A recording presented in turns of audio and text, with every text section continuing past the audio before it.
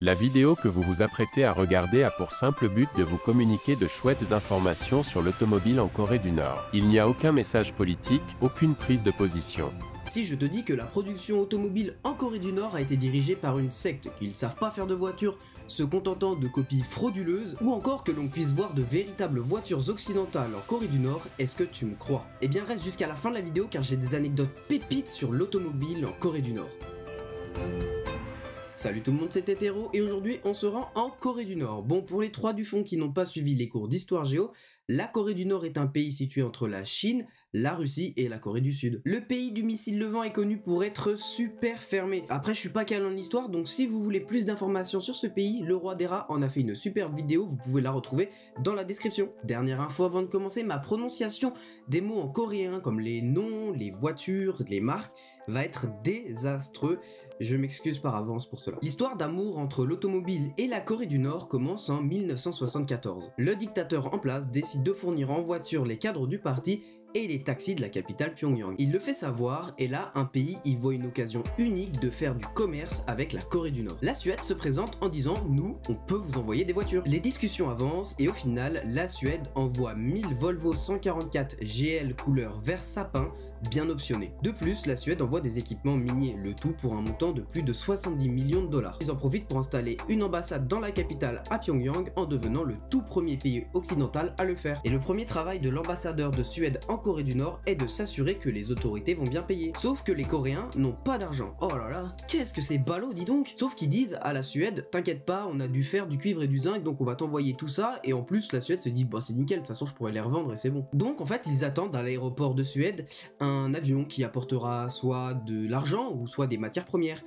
On est en 2024 et la Corée n'a toujours pas payé. Selon certaines sources, avec les intérêts, la facture serait passée de 70 millions à plus de 300 millions de dollars. Chaque année, le gouvernement suédois envoie la facture en Corée du Nord, mais celle-ci finit toujours dans la corbeille des spams. Au final, même si l'économie en Corée du Nord va mieux, je pense qu'ils ne paieront jamais cette dette car ils préfèrent l'investir autre part. Ce qui fait que la Corée du Nord a réalisé le plus gros vol de voitures de l'histoire. Notons une information intéressante. À l'époque, Volvo était connu pour être super fiable. Ce qui fait qu'encore aujourd'hui, dans les rues de Pyongyang, on peut voir des Volvo 144. Allez, on finit cette anecdote par une note positive. En 2016, l'ambassade de Suède a croisé dans la rue une de leurs Volvo impayées. Ils se moquent gentiment en faisant un peu de pub parce que la voiture possède un demi-million de kilomètres au compteur. Cette anecdote elle était incroyable et celles qui arrivent après le sont tout autant, donc n'hésite pas à me dire dans les commentaires les points que je dois améliorer. Après ce n'est pas avec 1000 voitures que tu peux motoriser ton pays. Donc le président éternel commença à chercher une solution pour remédier à ce problème. Faut savoir qu'il avait une passion pour les Mercedes et quand on vous dit que le public cible de Mercedes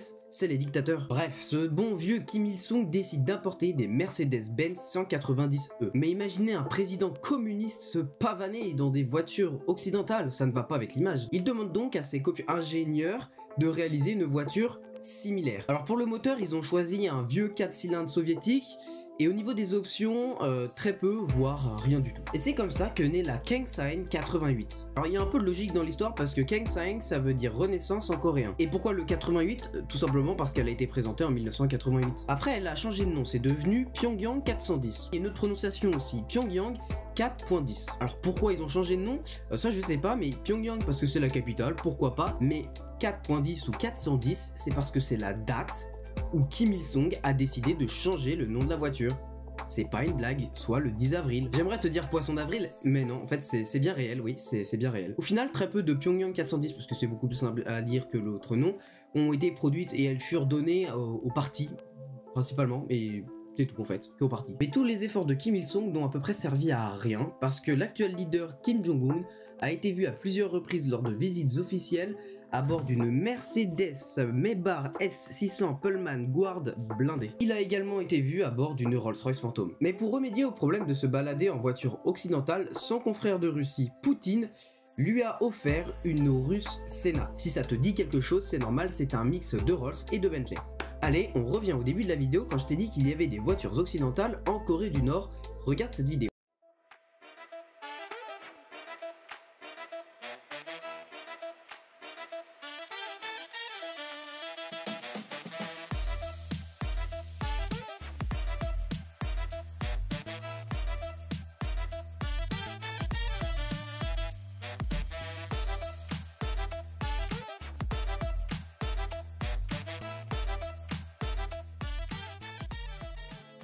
Les voitures que vous venez de voir semblent assez récentes, pourtant il est interdit aux constructeurs du monde entier de vendre des voitures en Corée du Nord. En fait, vu que la Corée du Nord arrête pas de démontrer sa puissance militaire, notamment avec ce qui semble être des missiles nucléaires, l'ONU a donc décidé d'interdire l'exportation de produits de luxe vers la Corée du Nord. Ce qui fait qu'il est donc interdit de vendre des voitures là-bas. Les voitures que vous avez vues donc dans la vidéo sont des importations au compte-gouttes. Notons que ce qu'a fait Poutine aux yeux des lois internationales n'est pas légal, mais je pense qu'il s'en bat la bite sur la table. À cause de l'interdiction d'exportation de voitures, la Corée du Nord a donc dû créer une marque automobile afin de créer et produire des voitures. Alors produire pourquoi pas, mais créer c'est hors de question. Donc en 1999 voit le jour Pyonghwa Motors. C'est l'unique constructeur nord-coréen et ça c'est pas bête, comme ça il n'y a pas de concurrence. Alors Pyonghwa ça veut dire paix en nord-coréen et ce nom n'est pas choisi au hasard parce que c'est le fruit de la collaboration entre l'entreprise Ryobong General Corp et la secte sud-coréenne, la secte Moon. La secte appelée officiellement la Fédération des familles pour la paix mondiale et l'unification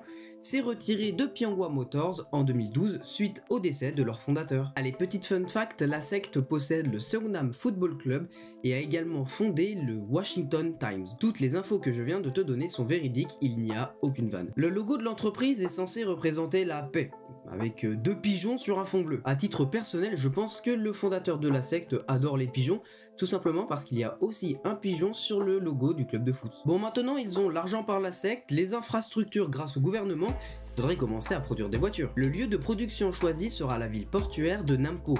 Comme ça, les pièces arriveront directement de Chine et seront assemblées ensuite dans l'usine. Bon, pour leur tout premier modèle de voiture, ils contacteront la marque préférée des pays communistes, c'est-à-dire Fiat. Et Fiat leur donnera généreusement les plans de la Fiat Siena qui sera renommée en Pyonghwa Wiparam. Et en 2006, ils mettent à la vente une voiture 100% conçue, pensée et fabriquée en Corée du Nord. Non, c'est faux, je rigole. Voici la Junma. Je sais, elle vous fait directement penser à un autre modèle.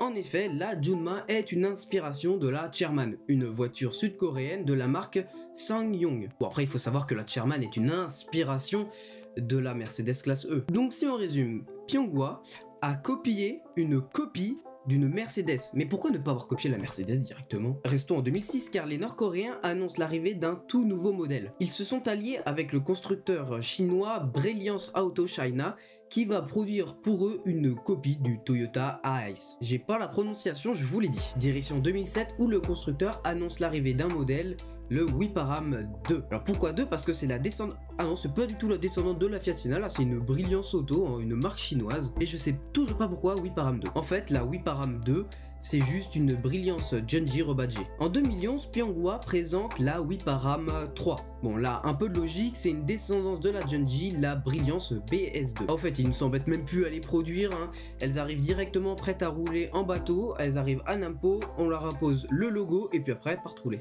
Alors on rigole du fait qu'ils ne savent pas créer de voitures, mais en 2004, ils ont présenté deux modèles, le Pronto et le Premio. Mais vu le succès des deux véhicules, ils ont préféré faire appel à des sociétés extérieures à la Corée du Nord comme Fiat. On estime aujourd'hui la production de voitures de Pyonghwa Motors à environ 2000 voitures par an. Mais toutes les voitures produites ne sont pas vendues uniquement en Corée du Nord. Pardon? Pardon? En effet, au Vietnam, on retrouve les modèles Pronto et Premio qui sont vendus par la marque Mekong Auto. Voilà, c'est la fin de la vidéo, j'espère qu'elle t'a plu. N'hésite pas à me dire dans les commentaires les points que je dois améliorer. Allez, à plus!